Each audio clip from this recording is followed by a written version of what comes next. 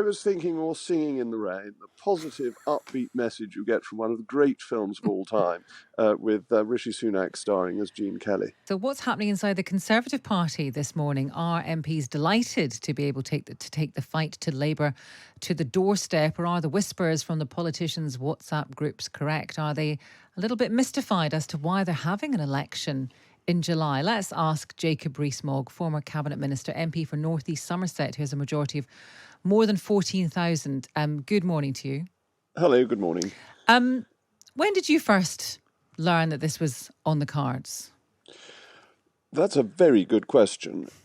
We were being strongly encouraged by Central Office to get on with as much campaigning as possible during the local elections. And we read into that there was a possibility of a July election, although we didn't quite believe that was what was going to happen. So that was the intimation. But I can't say to you, I thought, well, this is absolutely, definitely going to happen. Although Nigel Farage and I had a conversation on GB News where we both said that there would be an early election. But I'm not sure I was as confident as I may have sounded. Right, okay. At what point yesterday did you know that it was going to be announced? Oh, well, the gossip started, didn't it? And Downing Street wasn't denying it. And then there were all sorts of little signs, reading the runes, that a website at Central Office to get campaign literature stopped offering new literature, and the Chancellor cancelled interviews, and the Foreign Secretary flew back. So the excitement of an imminent dissolution was building. You've had a few chats then, with cosy chats with Nigel Farage. What can you tell us about his future plans? Well, I don't know. I'm in the dark as much as anybody. I'm sure he'll announce it fairly soon as to what he's going to do, but he's obviously a very significant political figure. What do you think about what is your opinion about having an election on July the 4th? Is it too soon? Well, it's a very nice way to celebrate my youngest son's 60th birthday, which he will be 7 on the 4th of July. So there may be some birthday cake in the midst of election day. But the Parliament could only run at the absolute latest to December, with an election in January. And this is just a few months early. I think this is all within the broad mix, that whether it's a day here or a day there won't in fact make much difference. What about what happened yesterday? Some people say it was a fairly inauspicious start to the campaign. Were you enthused by what you saw yesterday, Rishi Sunak standing in the rain, or were you a little bit embarrassed? Oh, I thought it was absolutely magnificent. I thought it was just the best British stoicism, the stiff upper lip. We carry on regardless. The British are drip dry. We don't care about a little bit of drizzle. It was like carrying on a test match when a little bit of rain comes in, and not wimping out for bad light. I thought it showed proper British grit. Well, hardly any of the papers see it that way. Things can only get wetter, drowning streets. It's not great, is it? Is it really? I was thinking more Singing in the Rain, the positive, upbeat message you get from one of the great films of all time, with Rishi Sunak starring as Gene Kelly. Right. Okay. I mean, that's one way of looking at it. No one else seems to have had that take. But anyway, I want to go back to Nigel Farage, if I may, because we've spoken to all the political parties this morning, but we're not able to speak to Reform UK because they are keeping their powder dry until 11 o'clock when they're having this announcement or this event. How much of a threat do you think Nigel Farage and or Reform are to the Conservatives at the election? They're obviously a very serious one, and I would appeal to my friends to Reform to look at what the effect of voting reform is, that no party has a right to votes. The Conservative Party doesn't, the Labour Party doesn't, but we are in a first-past-the-post system, and votes for reform make a socialist government more likely, a government that never previously has been good at the defence of the realm, that has never previously left office with unemployment anything other than higher than when it came in, and that last time round bankrupted the country. And so voting for reform helps Labour, whereas the Conservatives, particularly Conservatives like me, agree with the vast majority of what reform advocates. One final thing I want to ask you about. It was reported last night that some backbenchers, Tory backbenchers, plotting to try to stop the election even being called, trying to put letters into Sir Graham Brady. Do you know anything about that?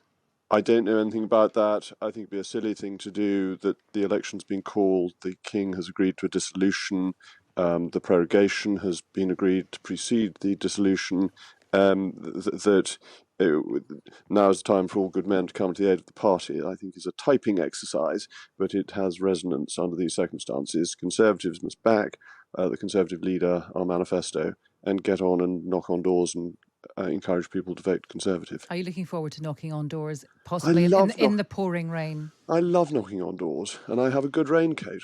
Oh, that doesn't sound very stoic. Jacob Rees-Mogg, thank you very much. Former Thank you. Cabinet Minister, of course, MP for North East Somerset. There we go. 8:43. You called Nigel Farage a very significant figure, and he encourages people in Reform to still vote Conservative. There's not going to be. We've spoken to Reform several times in this programme. There's not going to be any sort of deal done, though, like there was in 2019 to get Brexit done.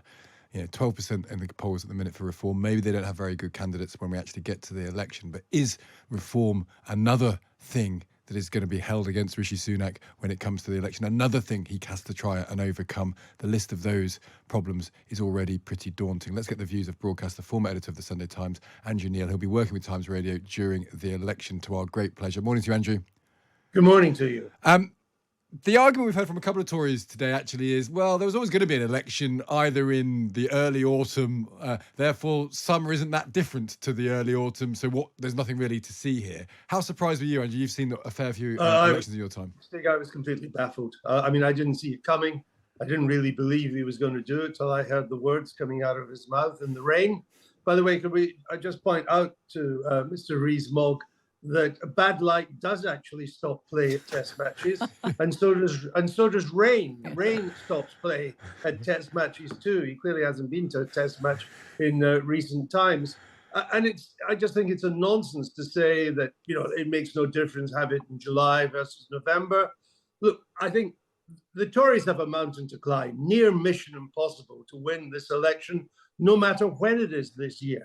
But in my judgment, they had a better chance of pulling off the impossible in November than they have in July, in which I suspect now they're going to go down to a famous defeat. I guess the point, though, Andrew, is maybe they think this is as good as it gets, because it strikes me that the argument they're going to try and run in this election is things are turning, the corner's turning, the economy is going to prosper. They can't really say that, because if that were true, they'd wait. If there was going to be an economy that was going to be better and better and better, it's much better to have the election in October or November than it is in July. Maybe they look at they think inflation is about where it's going to stay, and they've got the borrowing numbers weren't very good, so they can't cut taxes. The headroom's gone. They weren't going to be able to stop the boats. Maybe this is the high point. It just feels like a low point. That is precisely what the Labour attack will be. They will say this is a cut and run election. Labour will say, the Prime Minister says things are getting better.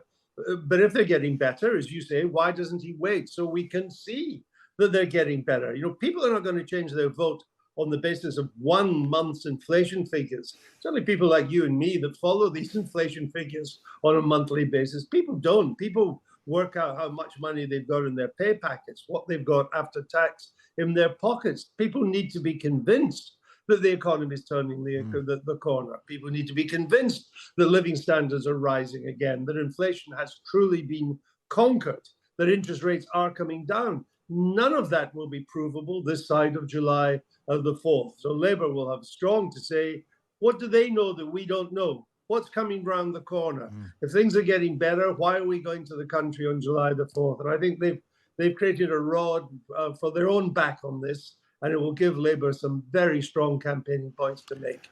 Meanwhile, Labour, we've heard Labour on today. Pat McFadden came on. He said the word change 9 times. Keir Starmer issued a video with just the social media message was change full stop. Is that enough? Because some people are suspicious of Labour. They feel, how much is the militant left actually gone? Is it just waiting, quiescent, ready to rise again? How much can we really trust Keir Starmer? Because the message for Labour seems to be trust us to change, but don't worry, we're not going to change the things you don't want us to. No. Time for a change is the most powerful campaign slogan in the democratic world. And if I was advising Labour, I would make that their campaign slogan, because it's what the country feels. After 14 years of Conservative government, the country feels that it is time for a change in the absence of any reasons why they shouldn't. But given, you see, this is not 1997, when it wasn't just that the country was fed up with the Tories, they actively wanted Tony Blair and Gordon Brown. That's not the case this time. They are fed up with the Tories, but they ain't gagging for Keir Starmer. They're not that convinced by it. It's more, let's get rid of the Tories than any love for Labour. That's another reason for holding on.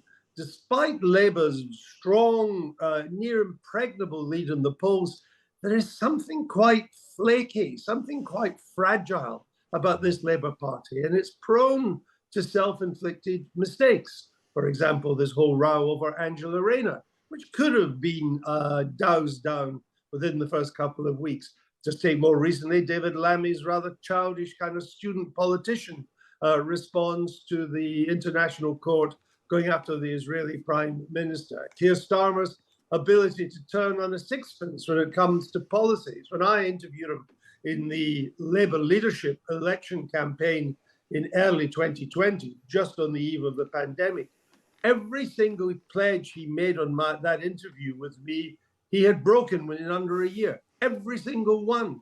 University tuition fees, nationalising energy companies, various other things that I'd forgotten now. And he said to me, these are not promises, Andrew, these are pledges. Well, I don't really understand the difference, but whatever the difference was, he broke them. So that's another reason for holding on, to see that some of Labour could have unravelled during the summer and into the autumn.